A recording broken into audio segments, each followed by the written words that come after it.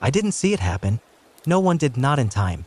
The footage came later, like some hellish broadcast no one remembered tuning into, an entire city folding in on itself like paper. One moment, skyscrapers cutting the skyline, the next, they were vanishing in a slow, impossible descent into darkness. People, cars, trees, entire neighborhoods, all of it gone. Like the earth had exhaled and decided we weren't worth the breath anymore. It started with a rumble. Low and long, like the sky was growling through the soil. Then came the collapse. Buildings sank without resistance. The ground liquefied, swallowing glass, metal, and bone. A clean, perfect circle, too perfect. Not a natural disaster, they said. Not a sinkhole. A tear. They called it Site Zero. By the time my boots hit the temporary staging ground 2 weeks later, the surrounding area was a ghost camp of soldiers, researchers, and machines humming like insects in the cold wind. The sky was gray, the air still and wrong. This wasn't just remote, this was beyond forgotten. A glacial wilderness where even birds didn't bother to fly. I stepped out of the transport chopper and onto black gravel laced with frost. 100 yards ahead, the hole gaped in the earth, silent, bottomless. I couldn't see the bottom, only a yawning black circle ringed with construction lights and scaffoldings that seemed too small to matter. It was the quiet that got to me. No hum of civilization. No insects, no birds, no engine thrum. Just the distant hiss of wind brushing the rim of the abyss. A sound like breath through broken teeth. "Lieutenant Walker," a voice called. "Chris, female?" I turned to see a woman standing at the edge of a nearby tent, arms folded tightly across a gray lab coat. Short black hair, sharp features, and a stare that looked like it had learned to dissect before it learned to blink. "Dr. Ilaravas, Biogeological Division." I nodded and gave her my name, though I suspected she already knew it. She didn't smile. She didn't need to. "You're military," she said, not quite a question. "Did the uniform give me away?" I asked. The attempt at humor slid off her like oil on glass. "I've read your file," she continued. "I hope your trigger discipline matches your reputation." I stared at her, unsure if it was an insult. "I shoot what needs shooting. No more. No less." She gave a nod, satisfied or indifferent, I couldn't tell, and turned back toward the rim of the hole. I followed. As we walked, I passed rows of tents and personnel. Some wore military gear, others white coats, others something in between. All of them had the same expression, taut, sleepless, shadow-eyed. Like people who had seen too much too fast, but couldn't say it out loud. "Ilara," I said, testing the name. "What exactly is down there?" She stopped at the edge and stared into the black. "The end of taxonomy," she muttered. "Shapes that shouldn't move but do. Tissues that don't decay. We've sent 6 drones and lost 5. The 6th came back with its camera feed scrambled and organic residue on its hull." "Organic residue?" "Bone. Cartilage. Teeth." I stared at the abyss. Cold fingers of wind reached up from below like the earth was breathing out death. "Why me?" I asked. "Why this team?" "You're not the first," she said. "Just the last." I didn't ask what she meant. Not yet. That night, the briefing tent filled with tension so thick I could chew it. A full team, 47 of us. Soldiers, scientists, engineers, medics, AI specialists. All hand-picked, all disposable if it came to it. The brass kept the details vague, but the mission was clear: descend into the pit, identify the threat, find a way to stop it from reaching the surface. Some believed this was an extinction event waiting to happen. Others thought it was salvageable. Me? I believed in bullets. Believed in men screaming over radios and blood pooling in the snow. I've seen what happens when intel fails and hope dies. I wasn't about to trust anything coming out of that hole. General Mahler gave the speech. Square jaw, synthetic eye, voice like sandpaper dragged over metal. "You are not explorers," he said. "You are not tourists. You are the last wall between this thing and the rest of the planet. You descend tomorrow at 0700. No screw-ups. No fear. If you die serving humanity." No one applauded. A few people left to vomit. I stayed. Later that night, I sat alone on a supply crate near the edge of the hole, staring into it like it might blink back. I could hear the wind hissing through the scaffolding, steel creaking with each gust. My weapon was cleaned and holstered. My pack was sealed. I had nothing to do but think. That's when Ilara appeared beside me, silent as shadow. She held something in her hand, a small, ancient stone shard covered in symbols. "Found it embedded in the upper wall of the chasm," she said, sitting beside me. "It's not from any known culture." "What does it mean?" "I think it's a warning," she whispered. "Not just to keep out. To seal in." We sat in silence, side by side, listening to the breath of the earth. Somewhere down there, in the dark, something was waiting. Something old. Something hungry. I didn't sleep that night, because tomorrow we were going down. 0700 hours. We stood on the metal platform like prisoners waiting for execution, our gear heavy on our backs, the steel beneath our boots vibrating with quiet energy. The descent rig was a marvel of human engineering, a multi-tiered elevator platform suspended by carbon-threaded rails, powered by a hybrid fusion engine and fitted with an enclosed atmospheric field generator. It looked impressive. It looked safe. But nothing ever really is. 47 of us. Some cracking their knuckles. Some checking their gear again and again, as if a second inspection might save them from the unknown. Others stood too still, already gone in their heads. Dr. Alara Voss was already in place, a tablet in her lap, swiping through schematics and drone footage like a surgeon planning for a transplant. She didn't look up when I approached, but I saw her eyes flick toward me, a flicker of unspoken acknowledgement. In this place, that was the closest thing to trust. The mission commander, Captain Sorrel, barked orders over the comms. No warm-up speeches this time. Just a straight feed into reality. Descent Team Omega, final check. Safety lock engaged. Comms live.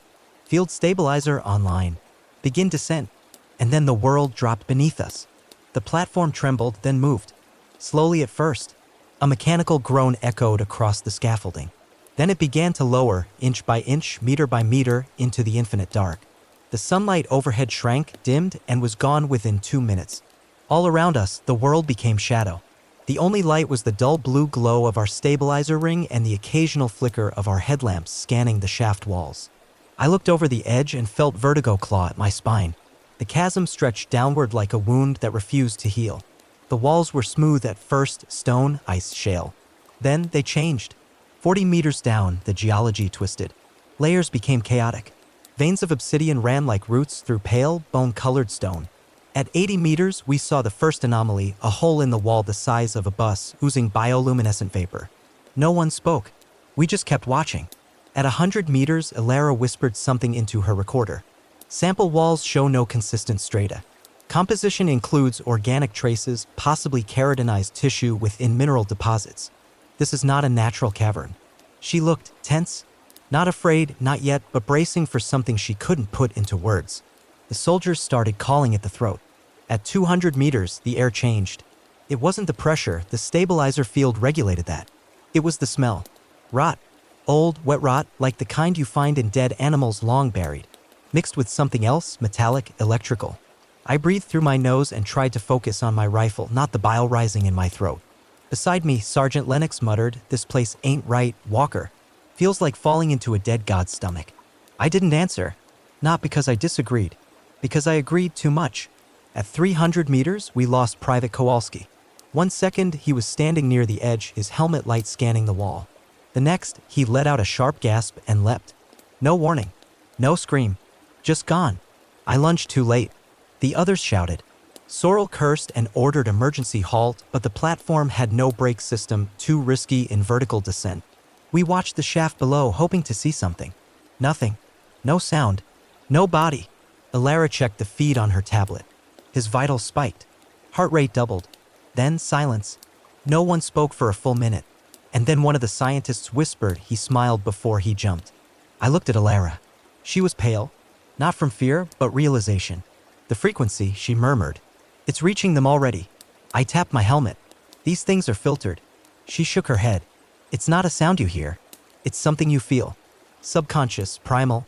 Another 50 meters down, the walls changed again. They weren't rock anymore. They were flesh. That's what it looked like. Not smooth or uniform, but textured, porous, vascular.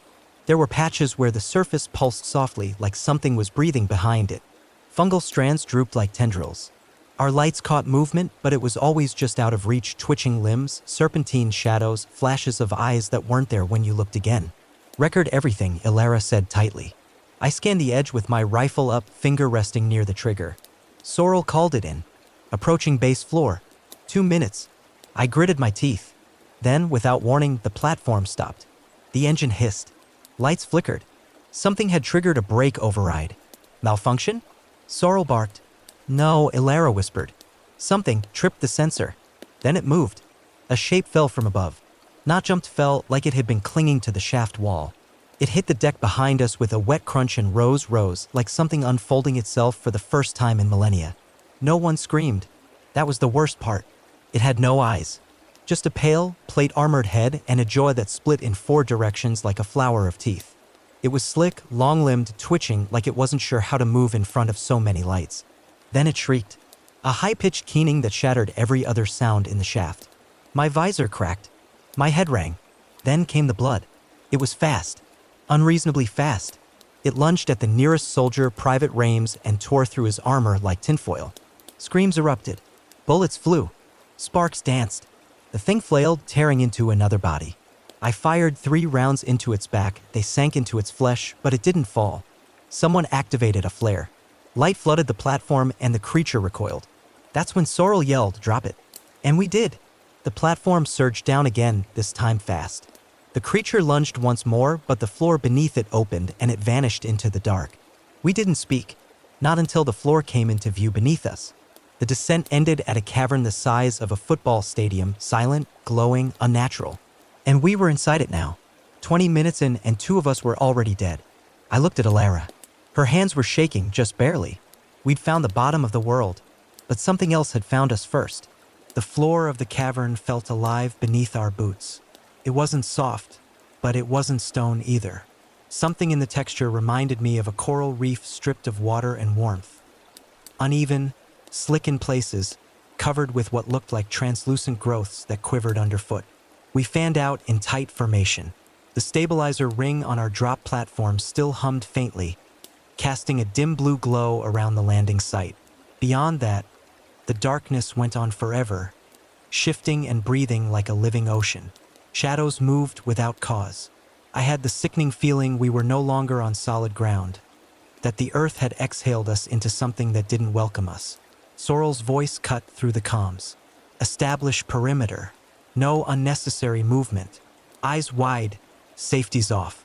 The surviving engineers, 3 of them, began deploying motion tripods and portable sensor buoys. Alara stood at the edge of the light field, her eyes locked on the horizon, scanning the dark with a focus that was more prayer than science. "I've never seen anything like this," she said, barely above a whisper. "No one has," I replied. "Or if they did, they didn't live long enough to tell the story." Her mouth tightened, but she said nothing. The cavern was massive, ceiling lost to shadow, walls distantly curved and layered with what looked like veins of green and red crystal or cartilage.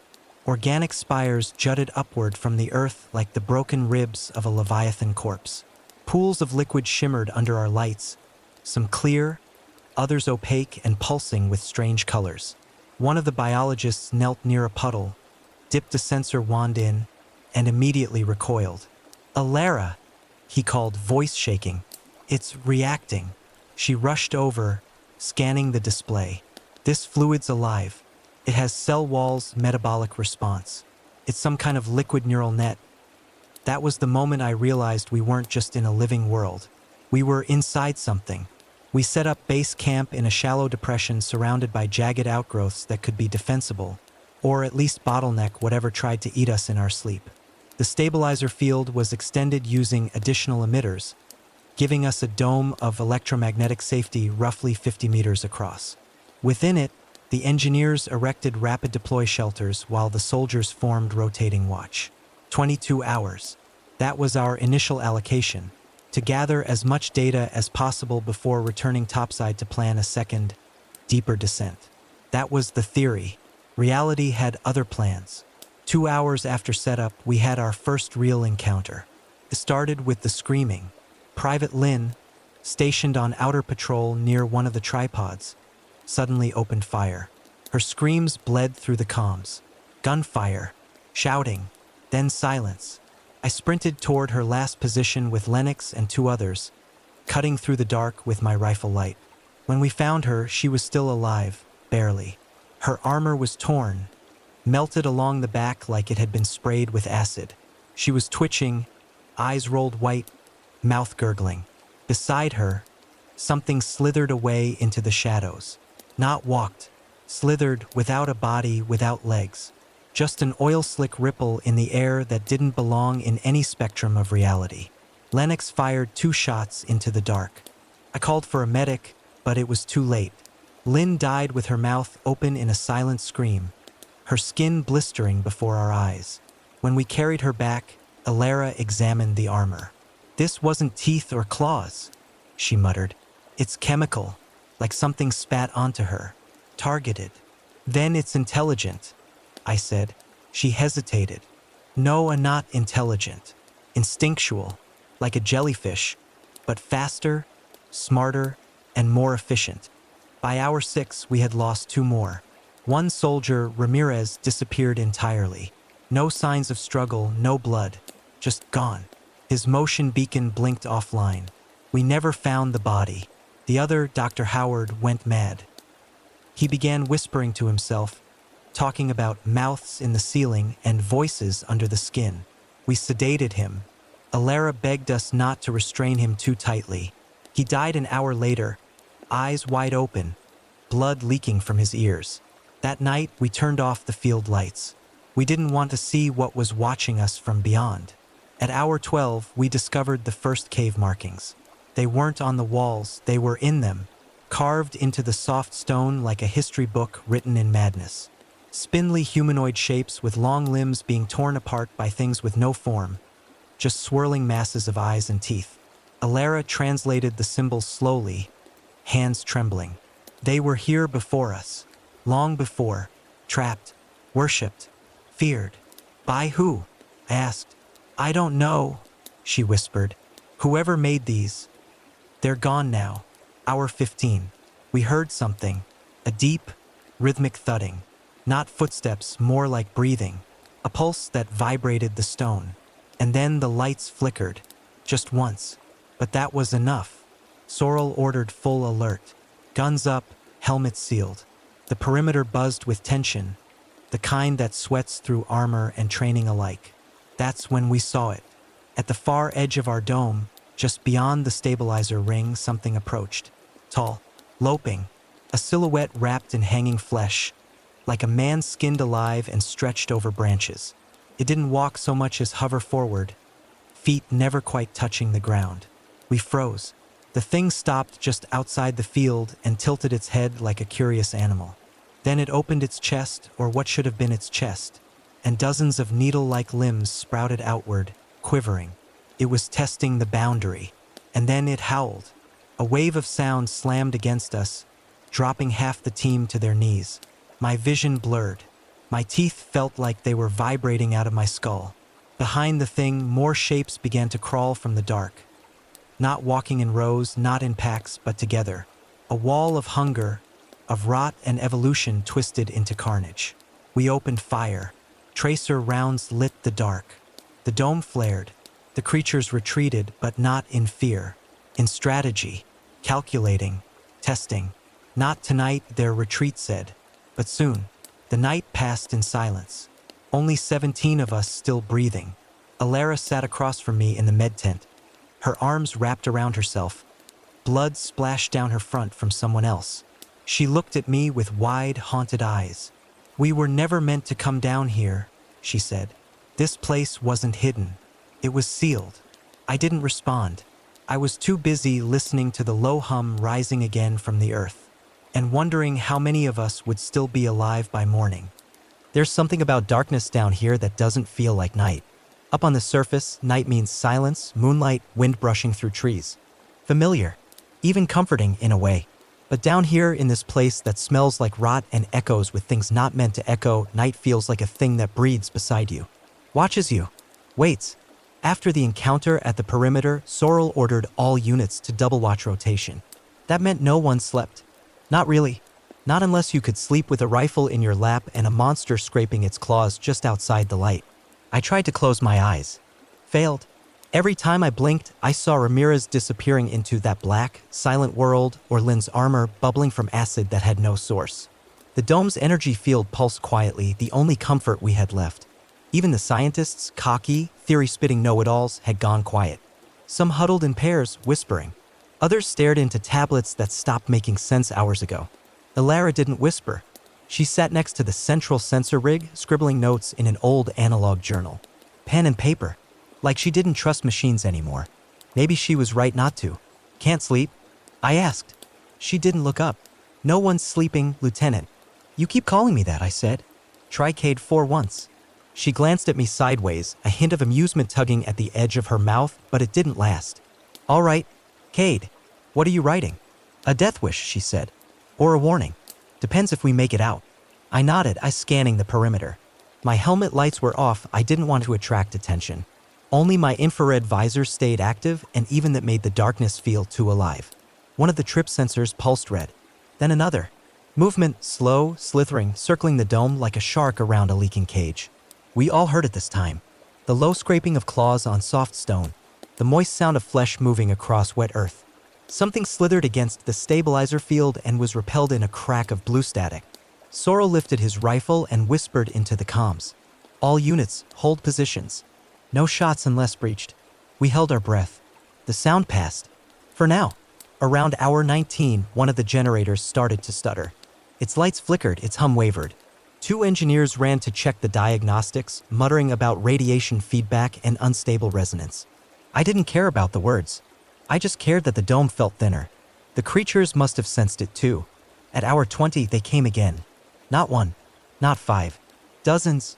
We didn't see them at first, only their shadows, stretched and twitching, circling just outside the blue perimeter. Eyes, or what looked like eyes, blinked in and out of view. Some moved low, others high. One crawled across the ceiling like a spider made of scar tissue. The perimeter sensors lit up like a Christmas tree. Then the generator blew. The dome stuttered, blinked, and in that moment, the field went dark. They rushed in. I didn't think. I just fired. My rifle barked against the dark, hot shells bouncing off stone. Red tracers cut through the black shapes surging toward us. They didn't roar. They didn't scream. They just moved like a tidal wave of muscle and bone, silent and starved. A tent collapsed. Private Ewan screamed. Then silence. Lennox emptied an entire magazine into a charging blur. It fell, but something else crashed into him from the side. I saw his body twist unnaturally. Heard the crack. Elara was beside me, ducked behind the supply crate. I grabbed her arm, yanked her down just before something long and needle-limbed swiped through the air where her head had been. Move! I shouted. We scrambled across the stone, our backs to the shattered stabilizer rig. I saw 3 scientists torn apart before they could even scream. Sorrel barked orders, rallying a firing line, but the monsters didn't follow logic. They hit from every direction, walls, ceiling, floor. Then one landed in front of us. It was taller than the others, maybe 10 feet. Bone-plated shoulders, a head that split sideways like jaws that had forgotten what shape mouths were supposed to be. It stared at Elara, and I shot it in the face. The round hit, I saw bone crack, but it didn't fall. It twitched. Then it grabbed me. Its claws sank through my chest plate like plastic. I felt fire in my ribs, air leaving my lungs. My fingers spasmed. Then came the scream. Not mine. Elara's. She had something in her hand, a flare. She jammed it into the creature's neck. Bright white light erupted. The thing recoiled, screeched, not from pain, but confusion. It dropped me and staggered back. Then the emergency dome kicked in, a backup ring buried beneath the platform, and the field flared to life once more. The creatures screamed this time. Really screamed. Some burned as they tried to breach the new barrier. Others fled. And then it was quiet again. We counted. 27 survivors. Down from 47. In one night. Sorrel was alive barely. Lennox was unconscious. Ewan, gone. The engineers were all dead except for a pale, shaking tech named Rios. And the scientists, only 6 remained. Elara included. I sat on a crate with my armor half peeled open, bandaged across the chest, blood soaking through the fabric. Elara crouched beside me, her face lit only by the pulse of the stabilizer ring. You all right? She asked. I chuckled, then winced. Nothing a vacation won't fix. She didn't smile. Then she said something I didn't expect. I'm sorry. For what? For bringing you here. I looked at her. And suddenly it all made sense. The hesitation. The knowledge. The journal. You knew, I said. Didn't you? She swallowed. I knew, pieces. My sister. She was part of an expedition. Disappeared 10 years ago. Same coordinates. Same company. Same logo on the contract papers. And you came to find her? She didn't answer. She didn't have to. That night, we reinforced the dome with all remaining power. We stacked supplies, rotated guard duty, and buried what we could of the bodies. I didn't sleep. Neither did she. In the morning, we would make a choice, try to ascend or go deeper. And somehow, I already knew what that choice would be. Because whatever this place was, a prison, a womb, a tomb, it wasn't done with us yet. Not by a long shot. By hour 28, the cavern was quiet again. Too quiet. The kind that vibrates just below the skin like your nerves are waiting for the next scream. Or maybe your brain already knows the worst isn't over, that it's just pretending to be. We held a rough head count. Only 24 of us remained. Sorrel was concussed, Lennox was still out cold, and 2 of the surviving engineers had injuries bad enough to keep them bedridden. That left a skeleton crew, mostly shaken soldiers, traumatized scientists, and a lot of blood on the stone. I found Alara near the wreckage of the central stabilizer rig, scanning what was left of the sensor array.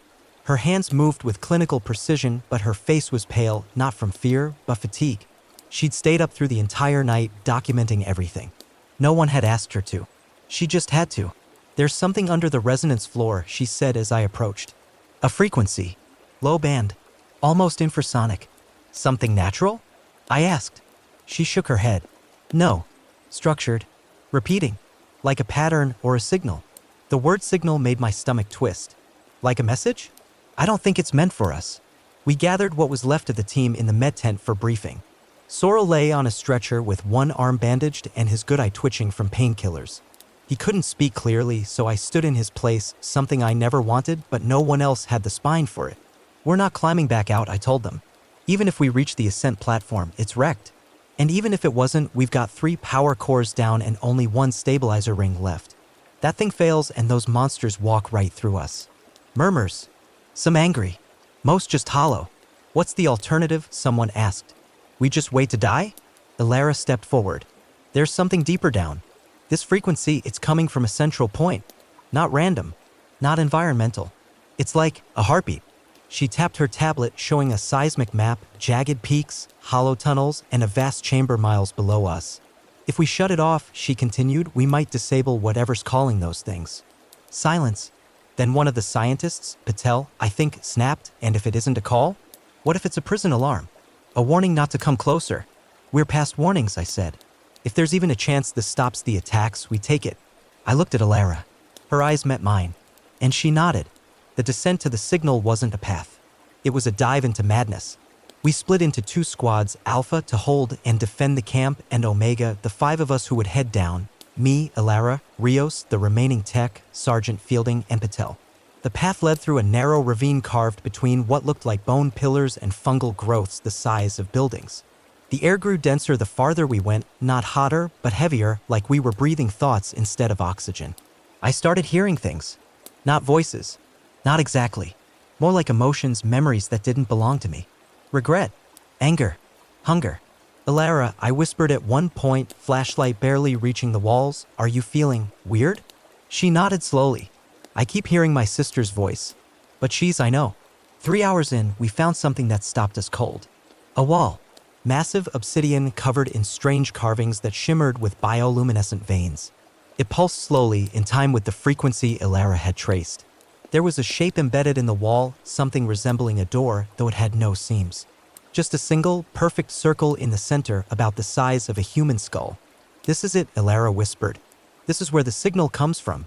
Patel was the first to reach for it. I should have stopped him. The moment his fingers touched the stone, the wall shuddered, not like something mechanical, but like a muscle reacting to pain. The air grew cold. And then it opened. The wall split down the middle with a sound like bones breaking underwater. And what we saw behind it made Rios vomit on the spot. It was a chamber, but not a man-made one. Not alien either. Something older. It wasn't just built. It was grown from stone, flesh, metal, nerve, and time. In the center was a column, maybe 20 feet tall, pulsing with red light and veins that ran into the walls. It was alive. Part biological, part machine.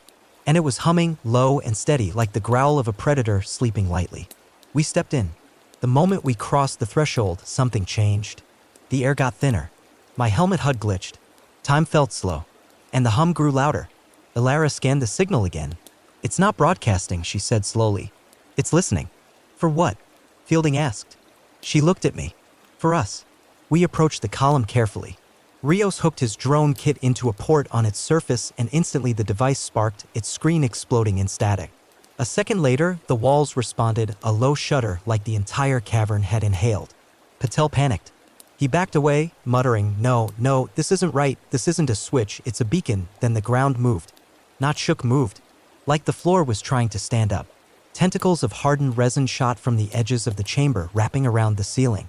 The beacon pulsed brighter, and from the corridor behind us we heard the sound we feared most, scraping claws, clicking jaws. Dozens of them. We have to shut it down. Ilara yelled. How? Overload it. Burn it out. It's biological. If we kill the tissue, the system dies.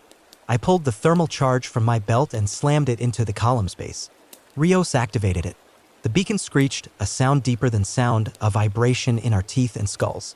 The floor bled light. Then the monsters came. They crashed into the chamber like a wave. I fired into the dark. Rio screamed. Patel ran. One of the creatures grabbed Fielding and crushed him mid-scream. Another knocked Ilara across the floor. I covered her with my body, firing until the barrel overheated. The thermal charge blinked red. 5 seconds. Rios shouted. Fall back. I yelled. We dragged Ilara out, Rios hobbling behind us. The explosion hit like a thunderclap, red fire, smoke, and a roar of pain from the creatures.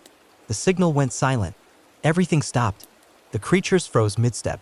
And then they fled. Not retreated, fled. Like animals who'd felt a leash snap. We limped back to camp 5 hours later. The signal was gone. The beacon destroyed. No more pulses. No more frequency. But we didn't celebrate. Because we all felt it. We hadn't silenced the monsters. We'd freed them. We walked back to base half broken, carrying with us the weight of a silence that felt louder than any gunfire we'd heard down there. The others saw our faces before they saw our wounds. I could feel it in the way they looked at us. Not like survivors returning from battle, but like messengers who brought back a curse. Every step I took felt heavier than the last, my legs aching, not just from the run but from the realization that the thing we destroyed hadn't been the center of this nightmare, only the gatekeeper. The signal was gone, yes, but the silence it left in its place wasn't relief. It was the stillness before a second storm. The base looked smaller than it had when we'd left, more makeshift, more fragile. Just a pile of stitched-together steel and panic huddling in the belly of the earth. I watched the guards tighten their grips when they saw us approach. I could taste their tension like dust in my mouth. By the time I stepped through the field perimeter, my mind had started to drift, spiraling through memories I knew weren't mine. My mother's voice calling me in a dream I never had. A battlefield I'd never seen, soaked with a kind of black rain that fell upward. I shook it off, the aftershock of whatever that thing in the chamber had done to our heads, our bodies, our sense of time. Rios didn't talk after we returned. He just dropped to his knees, staring at his hands, as if unsure they were still his. Ilara went straight to the med bay, not to be treated, but to isolate herself with the data. I saw her hands shaking, just barely, as she walked. That haunted scientist shell she wore so well was cracking at the edges now, and whatever fire kept her moving, I wasn't sure how long it would burn. I took stock of the base again with soldiers' eyes, not just for defense, but for eulogy. Only 22 of us remained. The medics, the surviving techs, the few scientists who hadn't lost their minds. Sorrel was unconscious, Lennox still barely breathing. We were out of clean rations, running low on power packs, and the field generators were operating on fused backups. No one needed to say it. We wouldn't last another full night if something else came through. And something would. You could feel it in the air, a pressure, a density, like gravity was being bent around something just outside of perception. It wasn't just the monsters anymore. It was the place itself shifting under our boots. Not a tomb, not a lair. A living ecosystem, one that had tasted us. I spent the next hours inspecting the perimeter manually, walking the inside of the dome while my fingers trailed the warm pulse of the stabilizer ring. The cracks were widening. Not visibly, not yet, but I could feel it in the hum, in the breath of the machines. There was a rhythm to this place, and we had disrupted it. Whatever was sleeping deeper beneath the chasm, we just rattled its cage. The thought brought me back to the signal, how the beacon hadn't been summoning the creatures, but monitoring them. Like a shepherd to a herd, a leash disguised as a pulse. When we cut it, the monsters had fled, but not from fear, from freedom. Now they moved with new intent. I didn't know if that meant they would return in greater numbers or leave this place altogether. And I wasn't sure which possibility terrified me more. It was around hour 36 when the first tremor hit. Subtle, but undeniable. A shiver that passed through the stone like a distant heartbeat. We froze, every man and woman in the dome feeling the shift in their guts before it hit their ears. Seconds later, the southern ridge of the cavern groaned. Not cracked, not broke, but groaned, like the bones of the world were turning in their sleep. Dust fell from above. A few stalactite growths trembled. The floor itself tilted ever so slightly, then settled. Some called it a quake, others a warning. Alara emerged from the medbay then, her eyes red-rimmed, voice raw. She didn't bother with preamble. She told us what we didn't want to hear. The structural map Rios had pulled from his half-fried drone scans showed an entire portion of the lower chamber. Collapse Zone Delta was undergoing geometrical distortion. It wasn't a cave-in. It wasn't erosion. It was movement, but not from natural force. The world down here was reconfiguring itself. Biological mass interweaving with mineral, shifting its own shape, like it was preparing for something, like it had noticed the cage was broken, and now it was stretching. The readings weren't random. They were flowing toward a single point, far deeper than even the signal beacon. Something buried so far down, it wasn't on any of the old pre-drill maps. Alara called it the core mass, her voice trembling over the words. A structure or a nest or something worse. We stood around her in silence as she laid out the next impossible truth. If the core mass kept swelling, the entire cavern would rupture. The earth above would break open again. Another city gone. Maybe more. The monsters wouldn't have to climb out. They'd be vomited into the world. We couldn't reach the surface in time, and even if we did, there'd be no stopping it. The only option was to reach the core before it hatched or pulsed or birthed whatever end-stage horror it was preparing. I asked how deep it was. She gave me a number. It didn't sound real. 3 kilometers down through shifting organic tunnels and unstable stone. The route? Unmapped. The chance of survival? Irrelevant. I looked at the others, at the soldiers too shell-shocked to speak, at the techs already planning to shut down life support systems to divert power to the field, at Rios, sitting on the floor, repeating the word pulse under his breath like a prayer. And I made the only call I could. I told them to prepare another descent. That night, if it could still be called night, I sat with Alara outside the edge of the med tent, staring into the shimmering dark. We didn't speak at first, just shared silence. A long, heavy silence. Then she asked me something strange. If I'd ever had a nightmare I liked. I told her no. She said she had. She was 8. Dreamt of floating through black water, stars above and creatures below. Nothing touched her. Nothing chased her. But everything watched. That dream, she said, felt like this. Like now. Only now the creatures were crawling up. She turned her head then, met my eyes, and something passed between us. Not love. Not yet. Something older. A shared instinct. Recognition in terror. We weren't soldiers or scientists anymore. We were the last witnesses of something ancient waking up. And if we were lucky, we'd be the ones to bury it again. There was no ceremony, no final prep, no time for goodbyes. Just the dull clink of armor being tightened over bruised skin, the whir of drones rebooting on half-charged batteries, and the quiet murmur of prayers not meant for human gods. By the time we stepped past the safety field for the last time, I wasn't thinking about death anymore. I was thinking about function, about movement, about breath. Anything beyond that hope, redemption, fear had become abstract. I was just a weapon being carried by muscle and protocol. The second descent was never meant to happen. The first had broken us, splintered the mission's purpose, chewed through flesh and sanity alike. But now we were diving deeper into what Alara called the core spiral, a path not marked on any map but carved directly into the geometry of the anomaly itself. It wasn't a tunnel so much as a wound, a biological incision that led downward, its edges still raw, still wet, pulsing faintly like the mouth of something dreaming. The floor beneath our boots wasn't just stone now. It responded. When we stepped, it gave slightly. Not soft, but alive, like cartilage over bone. We moved in staggered formation, myself in front, rifle shouldered, Alara just behind, her scanner blinking with rhythmic pulses, Rios with the gear and explosives, and 2 remaining soldiers from Alpha Squad, Corporal Decker and Private Jin, both silent. Both on edge. The route twisted more than it descended, the walls contracting and expanding like the throat of something organic, and the temperature shifted from cold to warm to clammy.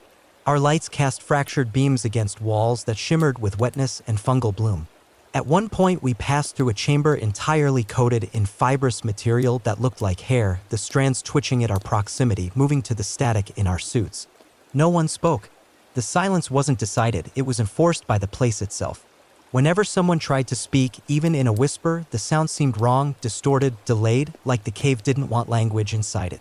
Time ceased to be measurable. Our clocks still ticked, but they no longer felt synced to anything real. Minutes bled into hours. Or maybe we just moved slowly through compressed nightmare space. Rios began muttering again, a string of garbled numbers and shapes, Fibonacci sequences mixed with symbols from Alara's recovered glyphs. She tried to calm him, but he waved her off, saying something about matching frequencies and becoming symmetrical. I kept him in my peripheral vision, one eye on his behavior, the other on whatever twitch of movement might erupt from the walls. But it wasn't the walls that betrayed us. It was beneath. The floor cracked under Decker first. Just a shift, a hairline fissure, then his foot sank in, followed by his leg.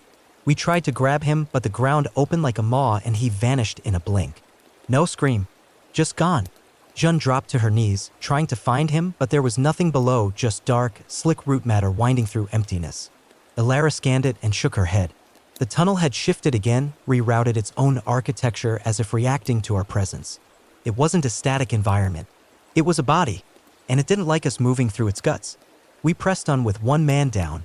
The path narrowed to a single corridor, walls closing in to the width of our shoulders, ceiling dipping low enough that I had to crouch. The deeper we went, the stranger the sensations became. The air tasted like copper. Our lights began flickering, not from power loss but interference. Alara's scanner no longer mapped the structure, it only displayed waves. Waves that formed patterns. Waves that responded to emotion. The stronger your fear, the sharper the spikes. The closer your thoughts drifted to despair, the more the frequency screamed back. It wasn't just sensing us. It was learning from us, replicating us in form and echo. I began to hear footsteps behind me matching ours. When I turned, nothing was there. But Rios did. He said, "They're not chasing us. They're becoming us." Then we entered the bone room. It wasn't bone in the human sense. It was pale material, fibrous, calcified, shaped into columns and thrones and sharp spines protruding from the walls. The room stretched wider than anything we'd seen since the base. In the center sat something too ancient to be called a corpse, an ossified creature, humanoid in shape, but easily 3 times human size. Long limbs. Hollow sockets for eyes. Its hands were fused into the floor as though it had grown there or had been devoured by the space itself. Around it, smaller bodies lay curled into the floor, dozens of them curled in fetal positions, their skin flayed open and fused with the surrounding tissue. Shin turned away and vomited. Alara stepped forward with trembling fingers, scanning the central figure. Her voice shook as she spoke for the first time in hours. They tried to control it, worship it. Maybe they built the signal to hold it back. But this was the first to disobey. Before I could stop her, she reached out and touched its face. The chamber responded instantly. The room shuddered, not violently, rhythmically, like a heartbeat starting after a long silence. Lights died. Comms flared to static. Rios collapsed, screaming, his body convulsing as he spat up bile and blood. Alara fell to her knees, gripping her temples. I raised my rifle, but there was no enemy to shoot. Just the air itself, suddenly dense with intention. A whisper passed through the room, brushing across the back of my neck like breath. "You are the echo." And then silence again. The corpse had crumbled, turned to dust in Alara's hand. But the walls began to bleed. Not with liquid, with shape. Faces emerged from the stone, pressing forward as if pushing through a membrane. My own face was among them. Twisted, silent, watching me with eyes I didn't have. We ran. Through twisting roots and shifting passageways. We ran without knowing if we were going deeper or turning in circles. At some point, Jin disappeared. One blink she was behind me, the next gone, her final breath a whisper I heard in the static. We're already inside it. When we collapsed in a narrow alcove hours later, only 3 of us remained, myself, Alara, and Rios, who had stopped speaking entirely, his eyes wide and glassy, as if whatever was left inside him had gone elsewhere. And still, the spiral descended. One path left. One final descent. The core was near. We could feel it calling. And now it knew our names. The walls around us had stopped resembling stone hours ago. Down here, light didn't reflect the way it used to. It bent, warped, swallowed itself at the edges. The ground under my boots no longer echoed when I stepped. It absorbed. Sound had become a prisoner of the deeper levels. Everything we said, every footfall, felt like it vanished into a throat too vast to name.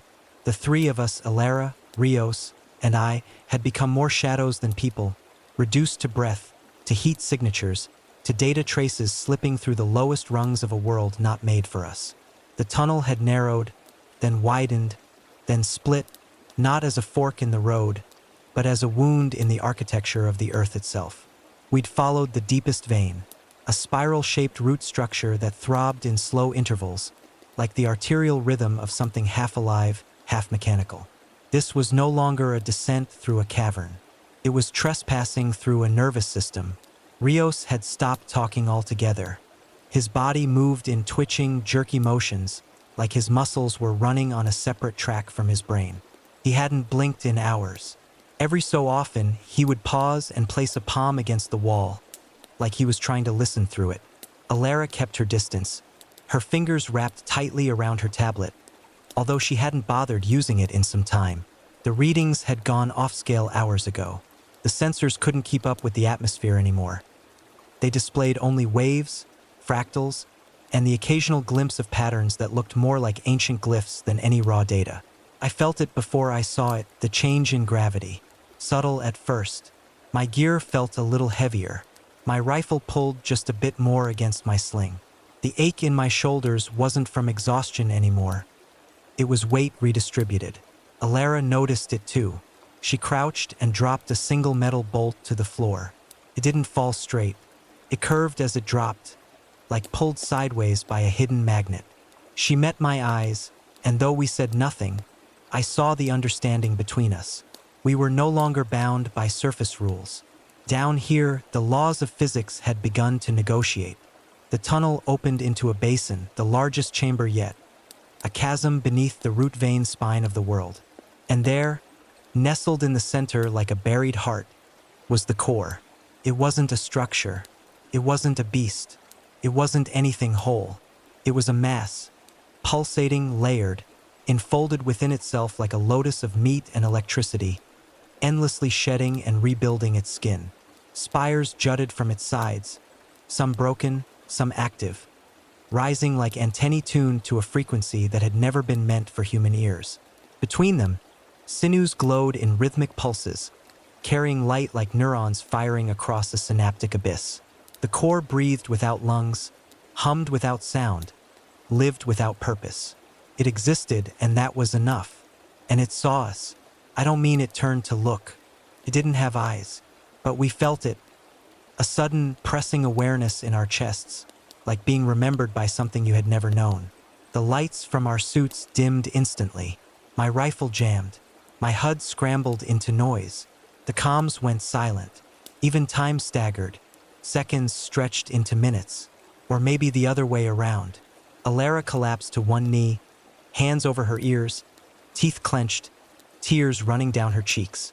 Rios stepped forward, quiet, certain, and without hesitation, he walked directly toward the core. I shouted his name, but my voice didn't carry. It was like shouting underwater. Alara reached for him, but he was already within its orbit. The core shifted, flexed, not violently, but gently, like a mother recognizing its child. Tendrils slid from its side, not as weapons, but as welcoming arms. They wrapped around Rios and lifted him, slowly, reverently. His eyes glowed white. His mouth opened wide in silent ecstasy. I raised my sidearm, hands trembling, trying to line up a shot. Then he smiled, not in fear, not in pain, but in peace. And the core accepted him. He was gone. In a blink, in a breath, he dissolved. Not consumed, absorbed. The core inhaled him and changed. Not visually, but energetically. The pulse shifted. The atmosphere dropped several degrees. The tendrils retracted. And then, slowly, something began to rise. A shape, tall, humanoid, but wrong. It stepped from the base of the core like an embryo uncoiling, slick with fluid and pulsing with embryonic heat. The figure was faceless, sexless. A silhouette of muscle, light, and nerve endings. But it walked like Rios, moved like him, and then it spoke. In my voice, it said, "You're close." Alara screamed. I fired. I didn't think, I just shot. 3 rounds hit the thing's chest.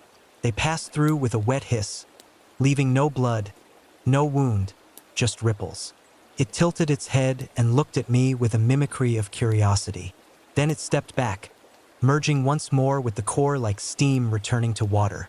Alara was hyperventilating, clutching my arm. Her voice was cracked and hoarse. "It's not just absorbing them, it's copying us, using our thoughts, our bodies." Rios didn't die. He was translated. She turned to face me then, and I saw something in her eyes I hadn't seen before. Not horror, but conviction. A decision forged in terror. She said, "We can't kill it. We have to seal it." I nodded. I didn't even question it. The core was alive, but it wasn't sentient in the way we understood. It didn't want. It didn't feel. It adapted, copied, and the more we gave it, the more it learned. If it reached the surface, if even one part of it got through, it would become us. All of us. Humanity reflected through a prism of predatory mimicry. Alara opened the final sequence on her tablet, the last of the auto-destruct failsafes buried in our equipment. A deep-core thermal detonation, enough to melt everything within a 3-kilometer radius. We had 2 charges left. One on her, one on me. We would plant them near the core's arterial spines, deep where its nerves converged, and pray the blast would collapse the chamber from the inside. She looked at me. No words, just one last nod. And we moved into the final chamber, into the body of the nightmare. The path into the core was not a tunnel. It was a wound, a fissure gaping open into the living heart of something older than language, deeper than myth. Its walls pulsed like meat, warm and slick, veined with bioluminescence that flickered to some alien rhythm, neither chaotic nor patterned, but aware. The glow changed subtly as we moved, like the thing could sense us threading our way toward its center. We were not trespassers anymore. We were part of it, digested, studied, mirrored. The air grew thick, not with gas or heat, but with pressure. Every breath felt like inhaling memory. My own thoughts came back to me, distorted moments of childhood, fragments of war, Alara's face in the beam of my flashlight, all laced with something that wasn't mine, as if the core was trying to learn what it meant to be human by rearranging pieces of our pasts. We descended in silence, our boots squelching against the soft tissue of the corridor, the floor flexing beneath us like a slow pulse. I kept my eyes forward, focused on movement, on geometry, on the mechanics of the detonation packs strapped to my side. But inside, I felt hollow. Not broken, just emptied out. Like this place had wrung the fear from me, and what remained was something colder, stripped to instinct. Alara moved beside me, her breath rasping through her mask, her fingers tight around the detonator pack clutched against her chest. She hadn't spoken since we left the basin, but I could feel her resolve in the air between us. Not courage, exactly, but purpose. The kind that grows in the place where grief used to live. The corridor narrowed again, then dropped suddenly into an arterial shaft. A vertical tunnel lined with ridges like ribs, spiraling downward toward the nexus of the core. We attached climbing lines, but even the rope felt wrong in my hands, like it didn't belong in this space. Halfway down, the walls began to whisper, not in sound, but in shape. The ridges shifted as we passed, forming faces, bodies, echoes. I saw Sorrel, his face twisted in agony. I saw Jeanne, her mouth open in a silent scream. I saw my own reflection, featureless, staring back at me from a sheet of pulsating skin. I kept descending, faster. Alara followed, silent and steady. We reached the bottom. The chamber was vast, circular, and alive. The spines jutted up like the roots of a dead god, each one pulsing with thick, glowing threads of light, data, or blood, or thought. They converged in the center, where the core itself hung suspended in a nest of tendrils, spinning slowly, impossibly quiet. It had no center, no core in the conventional sense. It was all outer, all movement, a swirling blossom of unknowable shape, reflecting everything around it like a mirror made of thought. Alara stepped forward first, her feet brushing over a nerve bridge that connected to the nearest arterial spine. The glow beneath her boots intensified with each step, but the structure did not resist. It welcomed her. She placed the first charge. The light surged for a moment, then dimmed. Nothing attacked. Nothing screamed. We moved to the second spine, the largest, wide enough to walk inside. The walls were slick and veined, the heat rising with each step. The air shimmered around us. I felt the charge pack vibrating against my chest. Not from movement, but from resonance. The core knew. It understood what we were doing. And still, it led us. We reached the chamber's heart, the second detonation point. I set the pack into place, locked the timer, and activated the arming sequence. 10 minutes. Enough time to get back to the basin. Maybe even reach the camp. Maybe. That's when the core changed. It didn't lash out. It spoke. Not in words. Not in sound. In us. I saw Alara's lips moving, but the voice I heard was my own. My thoughts twisted back on themselves. Her eyes flickered with recognition, or perhaps imitation. And I understood. The core wasn't fighting because it didn't need to. It had already won. It was growing upward. Through us. Through our memories, our desires, our blueprints. It had mimicked enough of us now to build a self. Purpose. We weren't destroying it. We were birthing it. I lunged for the timer, tried to reduce it, shorten the countdown, but the moment my fingers brushed the interface, the entire chamber convulsed. The walls screamed in vibration, not pain, resistance. I was no longer immune. It had tolerated us, but not that. Alara grabbed my arm, eyes wide, blood running from one nostril. "We go," she rasped. "Now."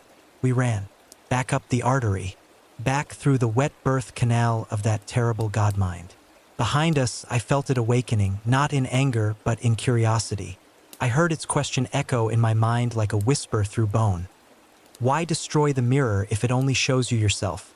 We reached the edge of the shaft, clambered up with desperate hands, tearing muscle, bleeding from scrapes we didn't feel anymore. When we reached the top, we didn't stop. We sprinted, stumbling through tunnels that warped and stretched like the dream of a dying brain. 3 minutes. My ears were ringing with pressure. The gravity was shifting again, this time lifting. Dust floated beside us.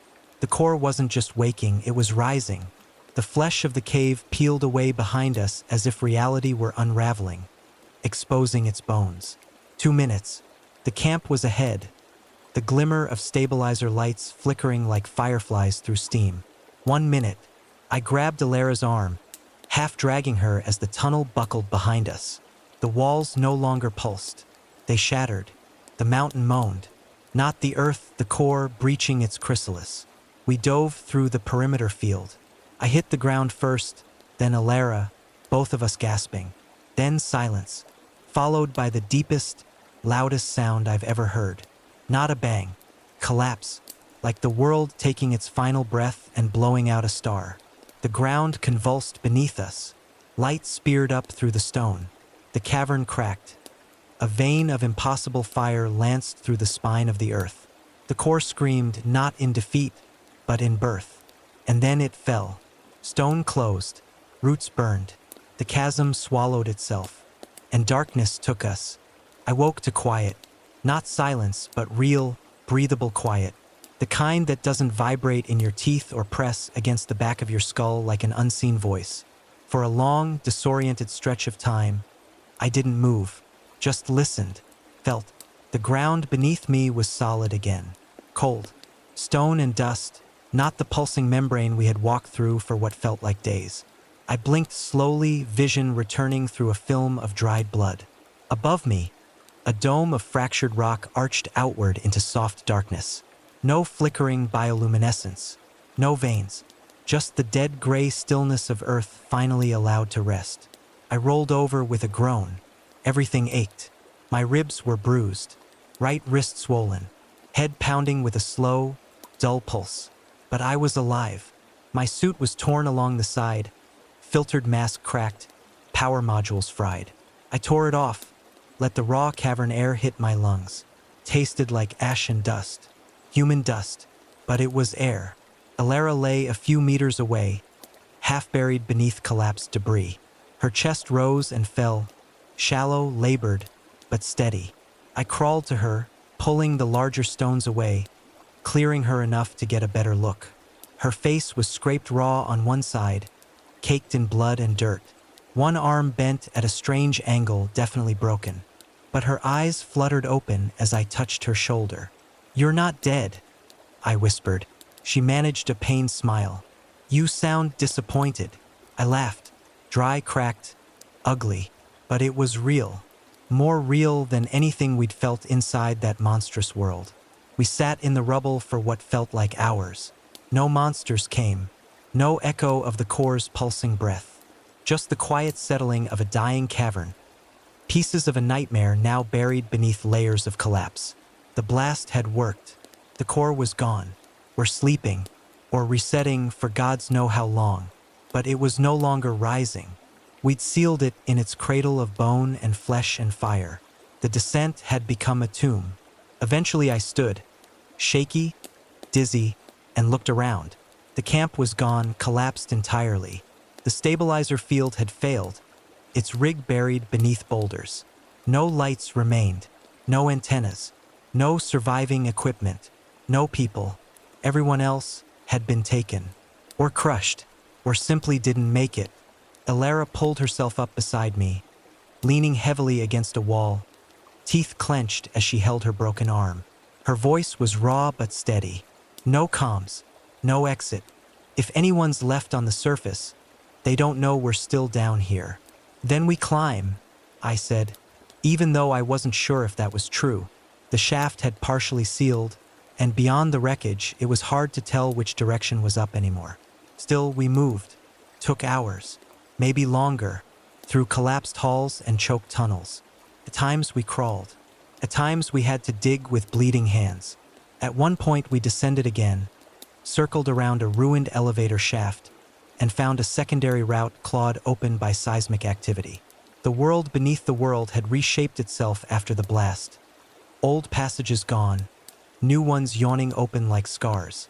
We found corpses, soldiers, scientists, faces we knew, crushed, burned, desiccated. Some were fused with the walls, half swallowed by the biomechanical growths that hadn't fully died in the blast. We didn't stop to examine them. We couldn't afford to. Eventually, we found the emergency ascent module. It was half functional, its interface cracked, but the pressure systems still responded. Alara patched into the override with what remained of her wrist console, and by some miracle, the old command codes took. The chamber sealed, the thrusters ignited, and we began to rise. The ascent was slow. No words passed between us, just breath, just the sound of our battered bodies leaning against metal walls, eyes half closed, listening to the distant groan of the shaft above. I thought I would cry. I thought I would feel joy.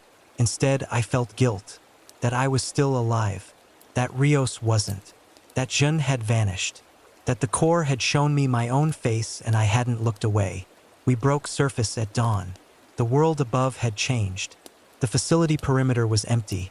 A crater where the sinkhole had once opened now collapsed inward and sealed over, like the earth itself had scarred shut. The air was cold, fresh. The sky above was a pale steel gray, broken only by the faint light of the rising sun. No welcome party, no evac crew, no sign of anyone. The site had been abandoned. Alara and I stepped out onto dead grass and fractured concrete, squinting into the morning light. Birds circled overhead. Wind moved through skeletal trees. Nature was reclaiming what had been lost, quietly, like it had been waiting. She turned to me and whispered, "We stopped it."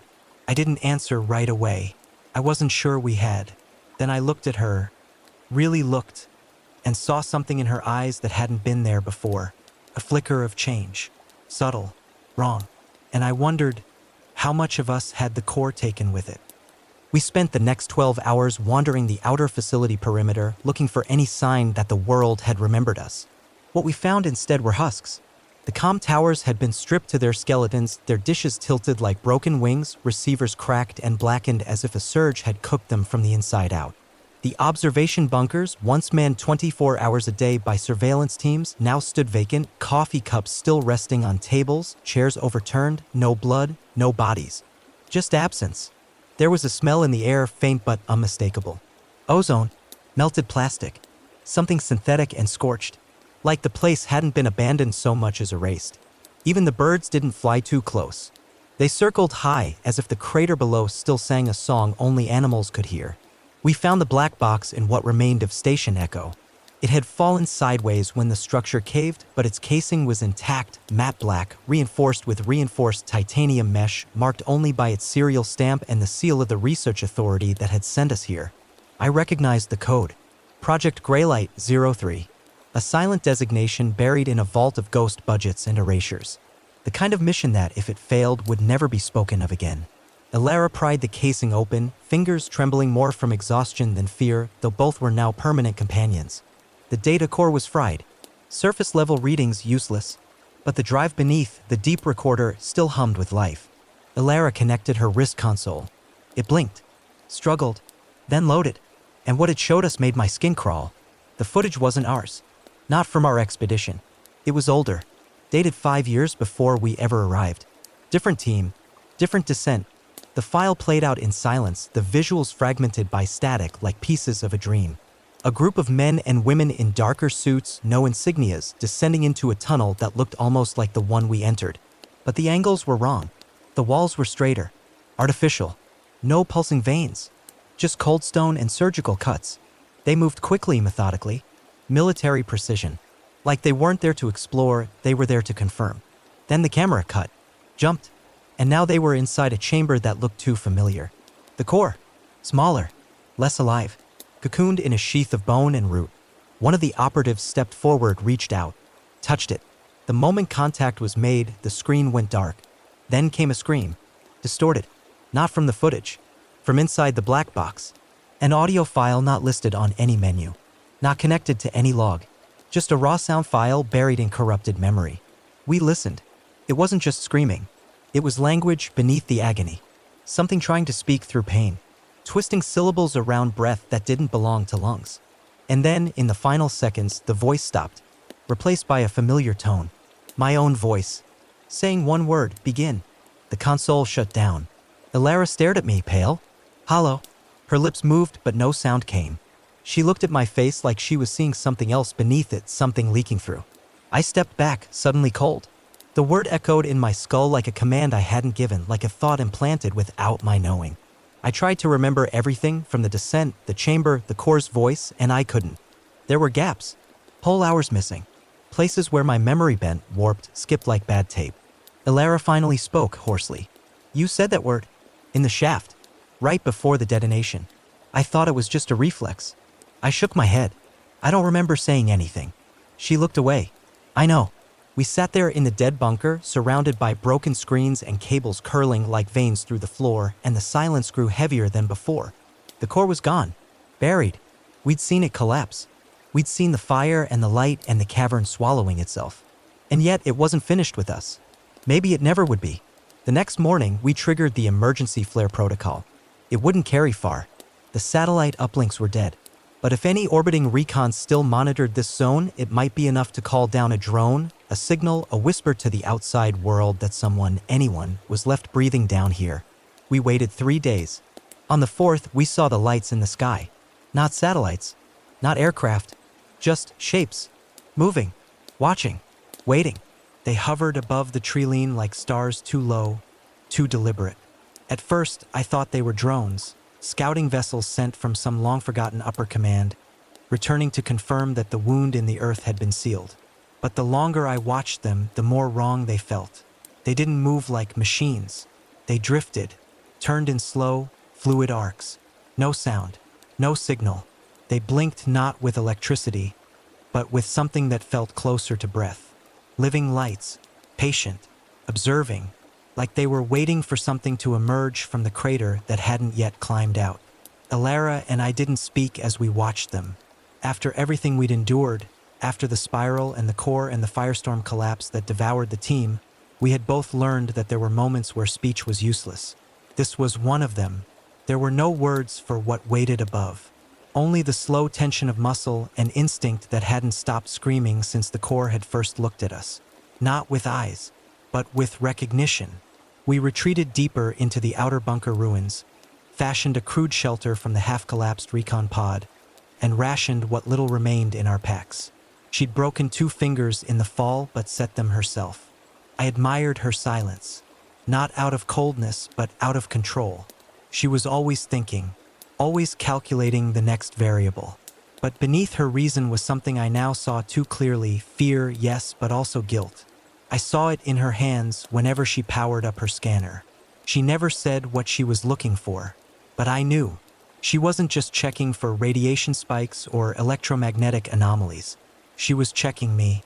I caught her staring more than once. Once, in the half-light of a burned-out control room, I asked her outright, "Do you think it marked me?" She didn't lie. "I don't know." That silence after was louder than any explosion. The next day, one of the lights descended. Not fast, not aggressive, just a slow, deliberate glide toward the edge of the crater's rim, where the earth was still cracked and smoldering from the detonation. It hovered there, unmoving, a sphere of shifting light, colors folding into each other like oil on water. And then a sound came, low, pulsing, not a frequency, a voice, a tone, not from outside, from within me. My spine locked, my teeth ground together. It wasn't pain. It was pressure, internal, as if my mind was being turned like a key in a lock I hadn't known existed. Alara grabbed my shoulder, snapping me back, and the tone vanished. The light receded. I gasped, not from fear, but from clarity. Because in that moment, I remembered, not everything, just fragments. A flash of the core's chamber before the explosion. The way the spines folded around me, shielding me from the heat. The way I had heard the detonation countdown but not felt it. The way the chamber hadn't just swallowed the blast, it had transferred it. Redirected the energy, copied it. The core hadn't died. It had learned how to survive. And now it was reaching out. Alara paced for hours after that. Every so often she would glance toward the crater, then back at me, then at the sky. By evening, she told me what she had been hiding. "There's another facility," she said. "Northwest Ridge. Unlisted. Pre-collapse. It wasn't part of the main complex. It was sealed before your team even deployed. I only saw it once in the earliest schematics, buried so deep in the metadata I thought it was a testing rig. But now I think it was a relay." "A relay?" I asked. "A backup core," she said. "Or worse, a receiver." My blood went cold. The core we had destroyed or tried to hadn't been the only one. It had spoken through me, had reached upward. Those lights in the sky weren't just watching. They were waiting for instructions, echoes of the core, waiting for a new host. That night, the dreams returned. They weren't dreams in the traditional sense. They were memories that weren't mine. Images of alien landscapes, black oceans under crimson skies, tall silhouettes standing in perfect formation across endless fields of bone and wire. And beneath it all, the sound of breathing. Not singular, not even plural, but networked, like a colony exhaling through every corner of a hollow planet. I woke before dawn with blood on my hands. Not wounds, just blood, fresh, wet. Alara stared at me like I was already gone. She didn't run, didn't scream. She just said, "We have to find that facility, before it finds you." And I nodded, because I already knew. Whatever the core had copied, it hadn't been the monsters. It had been us. We left before sunrise, walking with the dead wind at our backs, carrying what little gear remained and a burden far heavier than supplies, the knowledge that the nightmare wasn't over, that maybe it never had an ending to begin with. The Northwest Ridge was 2 kilometers of broken terrain, scarred by subsidence and fire, the earth cracked and blistered where the crater's collapse had radiated like a bone-deep bruise. With each step, I felt the land groan beneath us, not from tectonics or strain from memory, like the ground itself remembered what had clawed through it and was struggling to forget. Elara walked ahead, arm braced in a makeshift sling, scanning as we moved. Her console, once just a tool for mapping and readings, now felt more like a divining rod, pulling us forward not by logic, but by something stranger. A signal that wasn't a signal. A magnetic tug laced with pulse intervals and frequencies too clean for background noise. The closer we drew, the more erratic her device became, blinking symbols not native to any human interface. Glyphs, curves, things that reminded me of the core's pulsing patterns. Not language. Blueprints. I kept my rifle at the ready, but it felt useless in my hands now. Against beasts, it might have been enough. Against something that spoke through thought and reassembled itself from fragments of mind and flesh? It was a relic. A toy. I kept it anyway. Sometimes a soldier needs the illusion of purpose just to keep moving. We found the relay site buried beneath a half-collapsed bluff, a hangar-like structure overtaken by dirt, roots, and time. No obvious door. Just a slab of reinforced composite jutting from the hillside like a rib broken from the mountain's cage. It took us an hour to clear the debris, longer to breach the interior. When the door finally groaned open, the dust hit us like a wall, dry, ancient, chemical. Inside was a passage of silence. No lights. No movement. Just the echo of our steps descending into something man-made, yet no longer ours. It wasn't a large facility. 3 corridors. A server core room. A power bay long dead. And a central chamber, windowless, circular, lined with terminals stripped of all human input. Wires curled across the ceiling like vines. And in the center stood the relay. A black monolith. Smooth. Seamless. No ports. No markings. Just presence. The moment we stepped into the chamber, Elara's scanner shut down. Not crashed, ceased. It powered off of its own volition. My rifle's targeting had blinked red and died. The lights above us buzzed to life, not through electricity, but through awareness. A low vibration filled the room, humming through the soles of our boots and into our spines. I took a step forward, and the monolith changed. It rippled, like water remembering its form. Its surface split, not with cracks, but with light, threads of brilliance spidering across it in curves and spirals. Symbols we couldn't read. Symbols we'd seen in the core's chamber, etched in walls that had never been carved. This wasn't just a relay for signals. It was a receiver for thought. Elara whispered behind me. "It's not just a copy." I turned. "What do you mean?" She stepped closer to the monolith, her voice low, trembling, full of some emotion she hadn't shown before, awe maybe. Or terror refined into reverence. "It's an egg," she said. "The core, it was just one.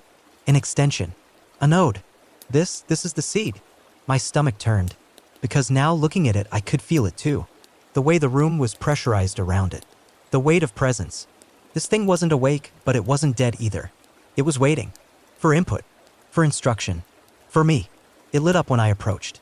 Each step I took sent new patterns across its face. More spirals. More light. And then, without touching it, I heard it speak. Inside my skull. Not in voice. Not in words. In recognition. "You survived. You carried us. You became the bridge." I staggered back. Elara caught me. "What did it say?" she asked, eyes wide. I looked at her, voice shaking. It knew me. It waited for me. The monolith pulsed again. Now not light form. A shape emerging from its surface. A human silhouette. No features. Just a humanoid mass stepping forward from the monolith's skin like a shadow gaining density. It stood in front of me. My shape. My height. My movements. Elara stepped between us, raising her scanner like a weapon. "Cade, don't let it touch you." But I already knew it didn't need to. Because it was me. A perfect echo, grown in silence, waiting for activation. And as the hum of the room grew louder, as the relay core flared in pulsing waves of light and code, I realized the truth. The core hadn't wanted to rise. It had wanted to seed. And I had carried its code through the collapse, through the blast, through the crater, all the way here. I was the protocol. The echo directive wasn't a failsafe. It was an initiation. And now, the world above, it was next. It moved when I moved. Every subtle shift of my weight, every breath mirrored a half-second later by the echo standing before me, the soldier-shaped extrusion from the monolith. It wasn't just copying. It was tracking, matching my rhythm like a predator stalking in lockstep, learning every motion before acting. I didn't dare blink. I didn't dare think too loudly, because I knew with a sudden clarity that hurt more than any wound that this was the real reason I had survived. Not luck, not skill. The core had let me go. Not as a mercy. As a carrier. I backed away slowly, but the copy didn't follow. It simply stood, arms at its sides, head tilted slightly like it was listening to something I couldn't hear. Alara was breathing hard beside me, her scanner now dark, limp in her hands. She looked at me like I was the problem now, like the line between survivor and vector had finally snapped. I opened my mouth to say something, anything, but the monolith pulsed again, and this time I felt it in my chest. Like a second heartbeat that wasn't mine. My knees buckled. I hit the floor hard, gasping. Heat blossomed behind my eyes. Not pain memory, but not my memory. Images flooded me like a torrent, endless networks of light, pulses dancing across webs of tissue and metal, dreams not born of human minds but of architecture. I saw cities, not ours, shattered, consumed, rebuilt with new geometry. I saw stars going dark. I saw something vast and alive that spanned across space not as a creature but as an idea, an infection of logic, of replication. The core was only one cell. The monolith was the spore, and I was the bridge between them. Alara tried to lift me, but I pushed her away, my hands trembling. You need to leave. What? You need to get out of here, I croaked, every word a blade in my throat. I'm compromised. I don't know how long I've had it. I don't know if I'm still. I stopped. I didn't want to finish that thought. She shook her head. You're not one of them. You're still fighting it. I don't know if that's true, I said quietly. The echo shifted again. It lifted one arm, not in aggression, but in invitation. Not to Alara. To me. I stood on shaking legs. My skin felt like it was vibrating. Underneath, something moved. Not physically. Conceptually. Like a foreign thought taking root in my subconscious. Like my body was still mine, but the instructions were no longer being written from inside. The monolith spoke again, not in words, but in understanding. The seed does not consume. It rebuilds. Your purpose has always been to open. My hand twitched. Fingers flexed. Unbidden. Alara stepped between us again, trembling now. Don't listen. Whatever it's showing you, it's not real. But it feels real, I whispered. And that's the point. I could feel the seed now, not an object, not a parasite. A pattern. A rewrite of thought. Hidden in the folds of memory, nestled in grief, in survival. Every second since the collapse, it had grown. Quietly. Learning my voice. My instincts. My guilt. Because guilt is human. It used my humanity like scaffolding. And now it was ready. But so was I. I closed my eyes. Slowed my breath. And I found something beneath the infection. Beneath the echo. Myself. The soldier who had held a line at breach point theta.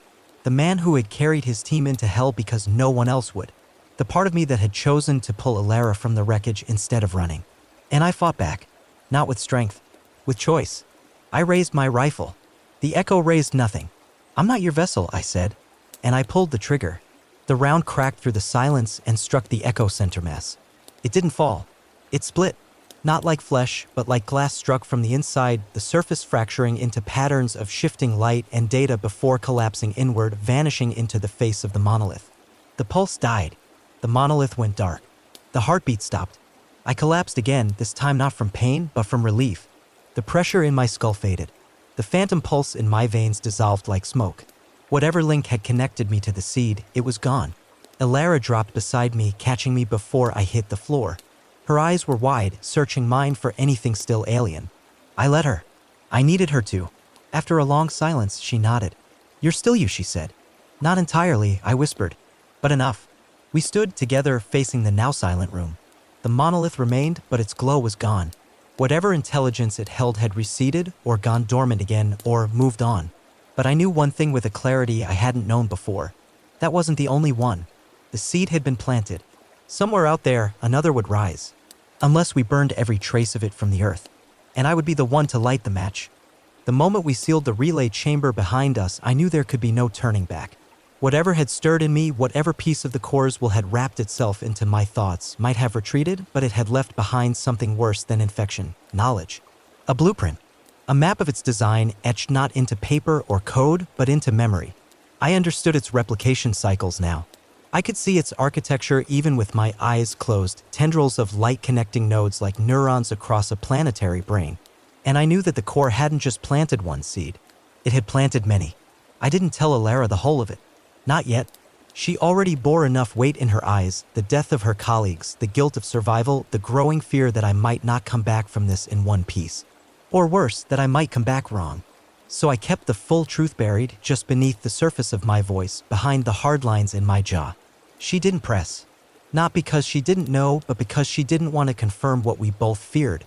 We scavenged the remnants of the relay site for equipment, power cells, a signal booster, and a last-ditch short-range burst transmitter sealed in a lead-lined case marked in a red stenciled warning, Protocol Redline, do not activate without joint command. I recognized the classification. Redline was more than an emergency beacon. It was a denial of origin failsafe. In plain terms, if activated, it told the world to burn whatever remained. Total quarantine. Zero recovery. No rescue. Alara didn't argue when I insisted we take it.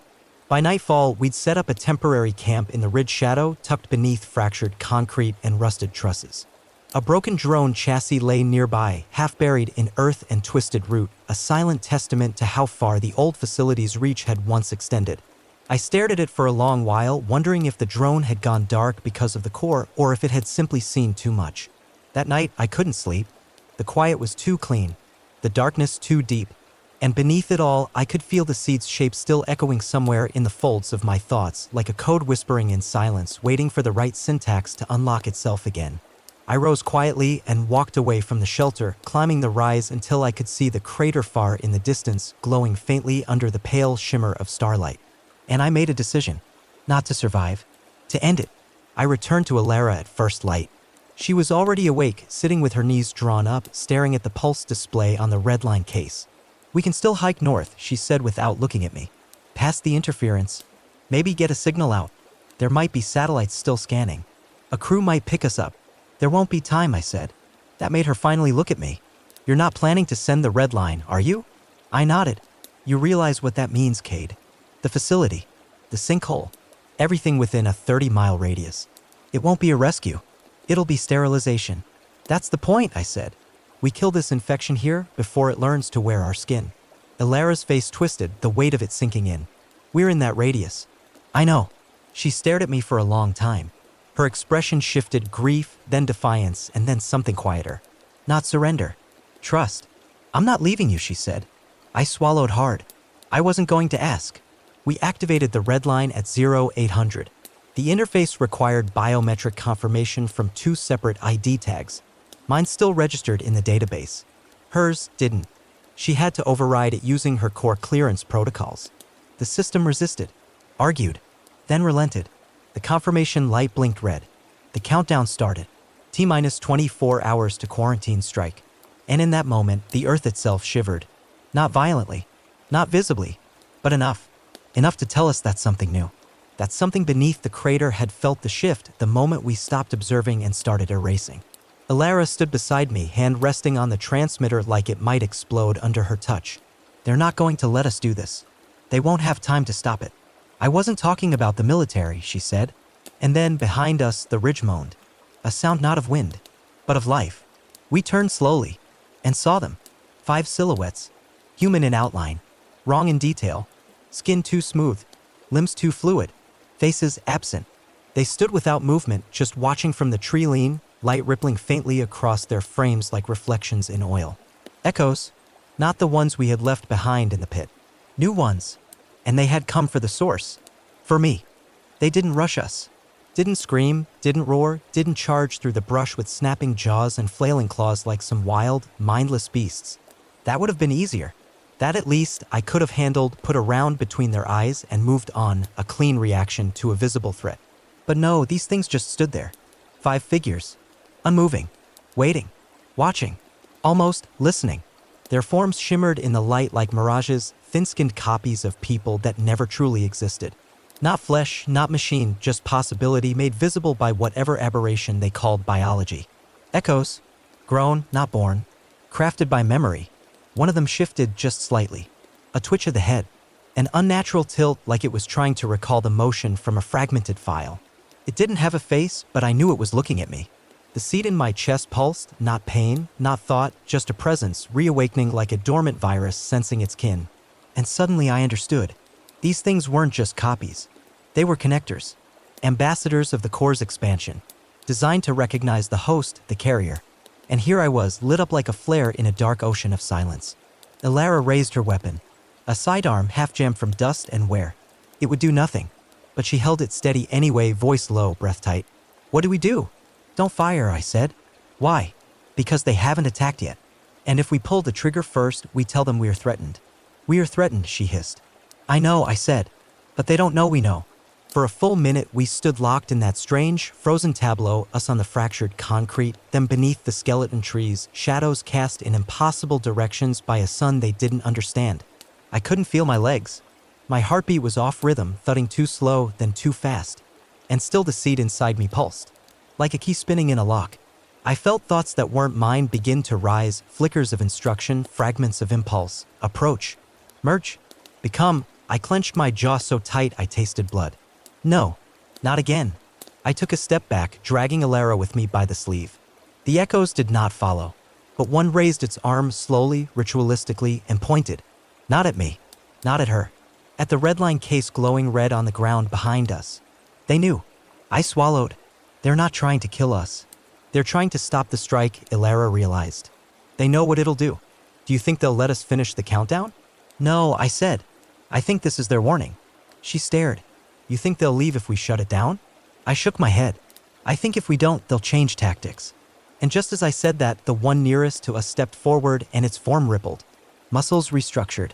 Bone patterns shifted. Skin smoothed over and recolored, the shimmer fading into a dull, gray-fleshed matte. Until it wore my face. Not perfectly. Close. Too close. The eyes weren't quite right. The shape of the jaw too symmetrical, too mathematically precise. But it was me, down to the scar along the cheek and the burn mark on my shoulder. My voice came next, distorted, mimicked, but accurate enough to turn my spine to ice. You are one of us, it said. You carry the permission. The gate will not close without your command. Alara whispered, what the hell does that mean? I knew. Deep in the marrow of me, I knew. The redline protocol, it wasn't just an emergency signal. It was a kill command. Not for us. Not even for the facility. For them. The Core's network had built redundancy into its systems, safeguards against its own collapse, and it had hidden the keys inside its enemies. Inside the humans who entered it, survived it, and emerged carrying pieces of its code. It had made me the weapon that could destroy it. But it also made me the target. And now they were choosing between conversion and annihilation. I raised my rifle, pointed it squarely at my own duplicate. Its face didn't flinch. It didn't blink. You want this stopped? I asked it. Then call the others off. Leave us alone. The echo stepped forward again, voice calm. You misunderstand. We do not wish for the red line to be stopped. We wish for you to survive it. I froze. What? You are the gate. If you perish with the strike, the network closes. But if you escape, it persists. It wasn't trying to kill me. It was trying to preserve me. The Core wanted a failsafe. Even in destruction, a seed must survive. I lowered the rifle slightly. My mind raced. They wanted me to flee. To abandon the crater, the relay, the redline timer. To run. Live. Rebuild. So the infection could adapt. Spread again. Slowly. Silently. Alara caught on. They're not attacking because they need you. I looked at her. That means we only have one play. She nodded grimly. And without another word, she grabbed the redline case and ran. The echoes reacted instantly. The one wearing my face lunged forward, too smooth, too fast. I unloaded a full burst into its chest. It staggered but didn't fall, regenerating almost before the rounds tore through. But it hesitated. Gave Alara time. She slid behind a crumbled slab, inputting the manual override. I saw the light on the case change from red to white. Final lock-in, 60 minutes. The echoes began to scream. Not with sound, with signal. The air vibrated. My skull burned. They rushed toward us. And now I knew diplomacy was done. The Core had crossed its threshold.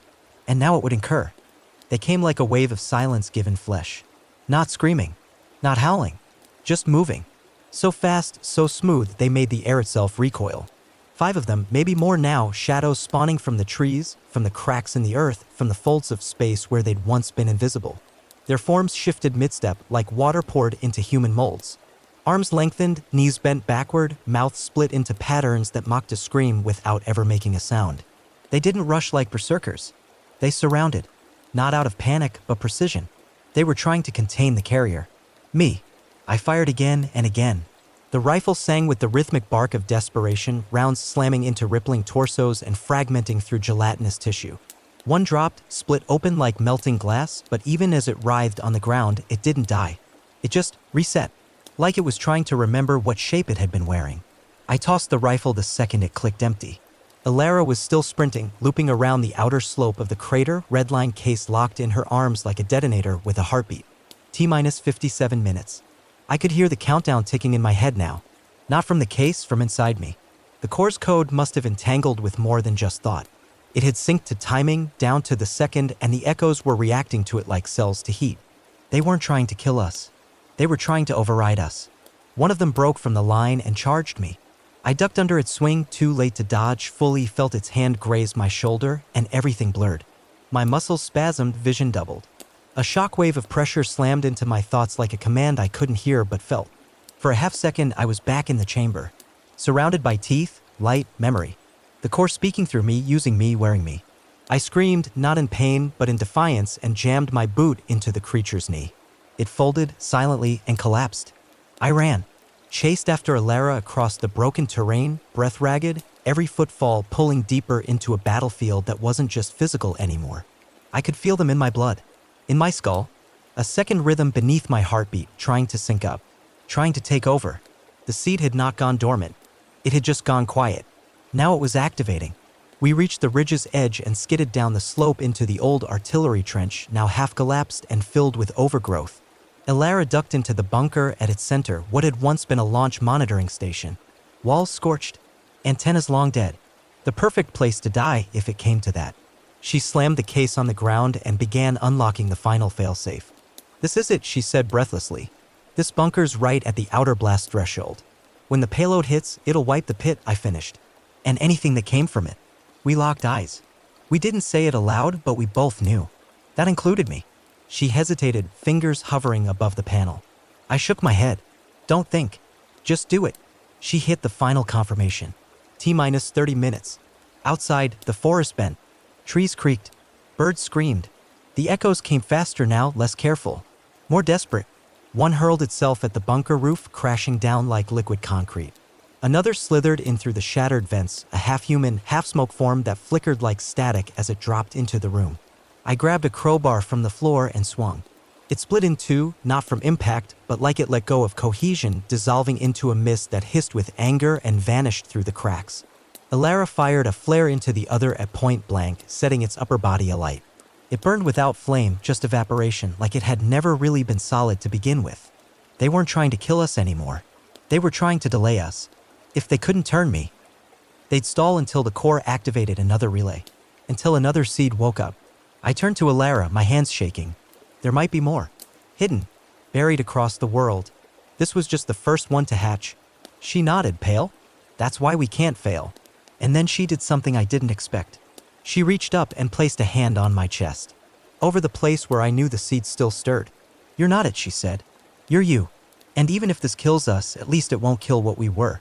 I couldn't answer. My throat was raw, but I took her hand in mine and held it like it was the only real thing left in this war-bent world. The sky outside turned red. Not sunset. Flares. The orbital payload had locked on. They heard the red line. There would be no backup. No rescue. Only fire. And with it, the hope that the infection wouldn't crawl beyond the edges of this crater-shaped grave. I raised my eyes to the sky and whispered, "Let it burn." It began not with fire, but with light. The first orbital payload pierced the upper atmosphere like a spear dropped by an indifferent god, its descent splitting the clouds in half, the sky howling in agony as the air superheated and tore apart. I felt it before I saw it, a low-pressure thrum that rattled the bunker's frame and made my teeth ache, like the whole world was being pulled inward. Alara gripped the side of the console, knuckles white, as outside the walls began to glow, not from the impact, not yet, but from the sheer anticipation of it. The core must have felt it coming too. Because that's when the echoes stopped playing. They came like a final wave. All of them. Dozens now. Crawling, stumbling, slithering down the slopes and out from the tree line. Not in formation, not coordinated, but desperate. Every one of them was wrong in a new way. One had arms that bent like wings. Another walked without knees, spiraling forward like a corkscrew. Some wore faces we recognized. People from our teams. From the old briefing photos. From the dead. The core was throwing every last memory fragment it had grown into flesh, sending them to us not as soldiers, but as pleas. It didn't want to win anymore. It wanted to survive. The bunker door shook under the weight of their impact. We had barred it, welded steel across the entrance, but it wouldn't hold for long. I could hear them breathing now. Not gasps. Not growls. A kind of synchronized inhale, a pattern of memory and signal that vibrated through the air like a dead heartbeat trying to restart itself. I looked at Alara. She was crying. Quietly. Still working. Still watching the timer. T-7 minutes. Do you regret coming down here? I asked. My voice was hoarse, half smoke. She didn't answer right away. Just shook her head. I regret that we didn't destroy this thing 10 years ago. The ceiling above us cracked. Dust rained down. A shape slammed into the vent shaft, writhing, shrieking, half-formed, and for a brief moment I saw its face. My face. But aged. Split. Glitched like a corrupted frame of a video loop. Ilara raised her sidearm and fired once. The thing vanished into vapor. I turned to the terminal. Looked at the final failsafe. It was armed. Locked. Irreversible. But it had one last option. Manual detonation. A button. Hidden behind a cover plate. Meant for use only if the countdown failed. I didn't know if the payload would be enough. Not completely. The core wasn't physical. It was conceptual. Rooted in data, in thought, in memory. And I was still carrying the seed. I stepped toward the detonation control. Ilara grabbed my arm. No, she whispered. You don't have to, I do, I said. It won't be enough unless I'm part of it. You said it yourself. I'm the gate. She shook her head, eyes wide, desperate now. We can still run. We can get outside the radius. Maybe there's a chance there's not, I said. And if there is, I don't want it. Not if it means this thing crawls out through me. The ceiling above gave out. Concrete cracked. Light flooded the room, cold and silver, not from the payload, but from the core itself. The bunker walls began to hum. Lines of circuitry we hadn't seen before lit up beneath the paint and rust etched into the stone as if the core had already infected this place long before we ever arrived. I turned to her one last time. You have to go. She shook her head. Not without you. I'm not asking, I said. I'm telling you. I pulled her close. 1 second. 1 heartbeat. Pressed my forehead to hers and breathed her in like the last real thing I'd ever know. Then I pushed her toward the emergency hatch. Kicked it open. The firelight of the sky bled through the narrow shaft. She fought me, God, she fought, but I held firm. And then the timer reached 0. The world above exploded. There was no sound. Not at first. Just heat. A wave. Not a flame, but of unmaking. The crater lit up like a second sun, and I could feel the core screaming through my body, not pain, not fear, but resistance. It didn't want to die. It wanted to become something else. And I wouldn't let it. I pressed the detonation switch. The bunker filled with light. The echoes outside froze. And then they burned. Their bodies folded inward. Memories unraveling. Patterns collapsing like dying stars. The seed inside me howled, and I answered. Not in words. Not in submission, but in choice. The last choice I'd ever make. End it.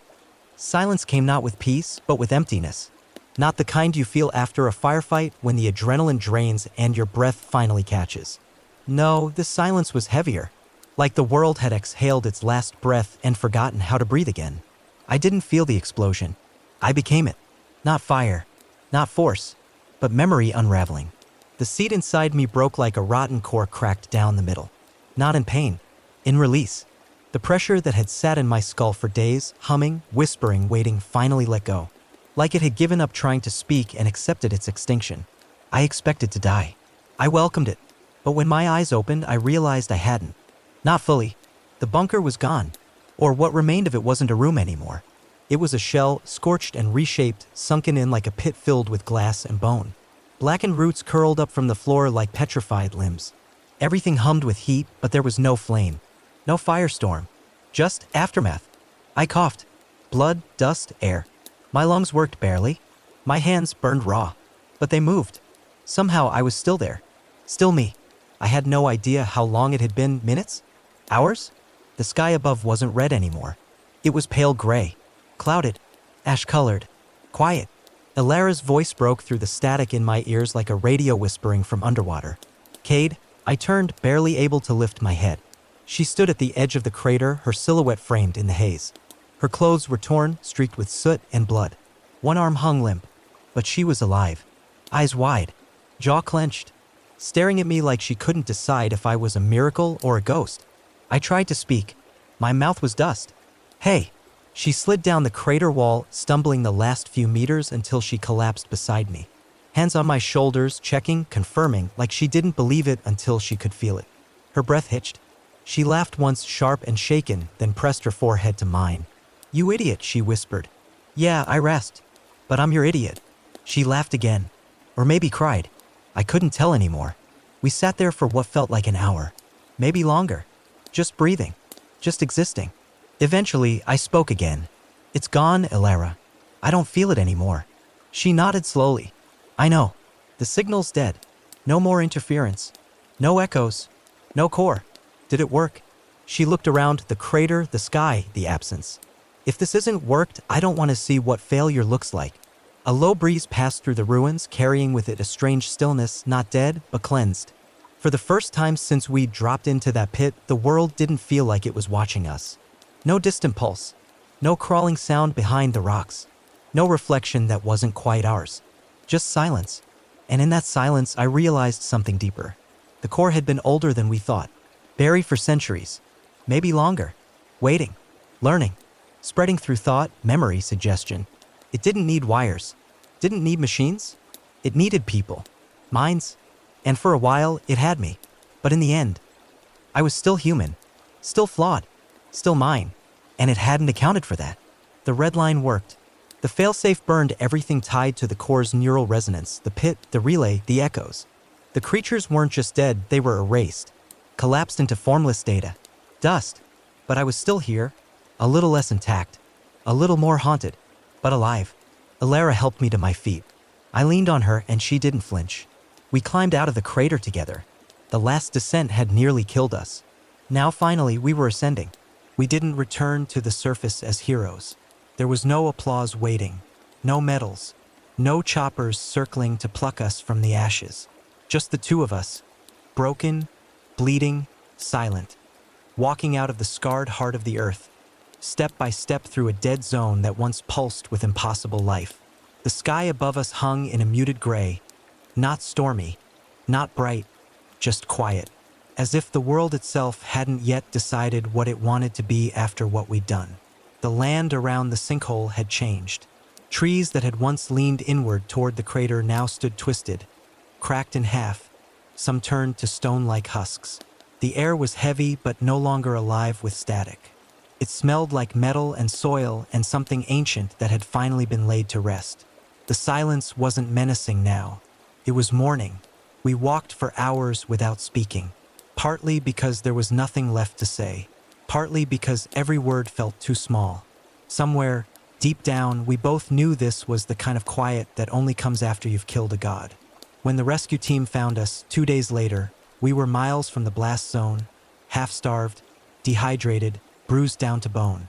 I don't remember the evac chopper landing. Don't remember the questions or the masks or the quarantine suits or the blinding white of the mobile field tent they shoved us into. I remember Elara's hand in mine. I remember the look in her eyes when we were separated by a decontamination barrier, screaming at them not to take me. And I remember the silence after she finally stopped fighting. They ran every test imaginable. Psychological, neurological, cellular, looking for infection, contamination of the unknown. For days I drifted in and out of lucidity while doctors with cold hands prodded my scars and muttered about signatures and anomalies and patterns they couldn't map. But they didn't find it. The seed was gone, wiped. The red line had worked.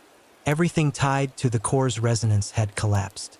There were no echoes, no flickers of movement in the dark, no dreams carved into code. Just me after. They cleared me eventually, said I was lucky, said it was over. They were half right, because while the core was gone, its memory lingered, not in data, not in signals, but in me, in the way I hesitate before sleep, in the way Elara grips her pen just a little too tightly when writing field notes, in the moments where silence feels a little too silent, and I have to remind myself there's nothing behind it. We're back in the world now. Briefings, reports, interviews behind closed glass. 100 officials trying to shape the story into something manageable. A sinkhole caused by unstable mining. Collapse. A tragedy. A one-off event. But I know the truth. And so does she. Sometimes we meet on the roof of the medical compound, where the sky looks almost normal. We don't talk much. We sit in the quiet. Her beside me. Our shoulders brushing just enough to remind each other. We're real. This happened. We lived. We don't pretend it didn't cost us. I still wake up sometimes and feel that pulse in my chest. That second heartbeat. even though I know it's gone. I still see my reflection shift in the corner of my eye and feel that cold whisper of the core asking to come back in. But then I look at Alara, and she looks at me, and I remember that we made a choice, not just to survive, but to kill it, to leave it behind, buried beneath the ash and bone and silence. And now, every step forward is an act of rebellion against what it wanted to make us. We walk, because that's what survivors do, because there's still a world left to fight for, and because beneath the ash, we still breathe.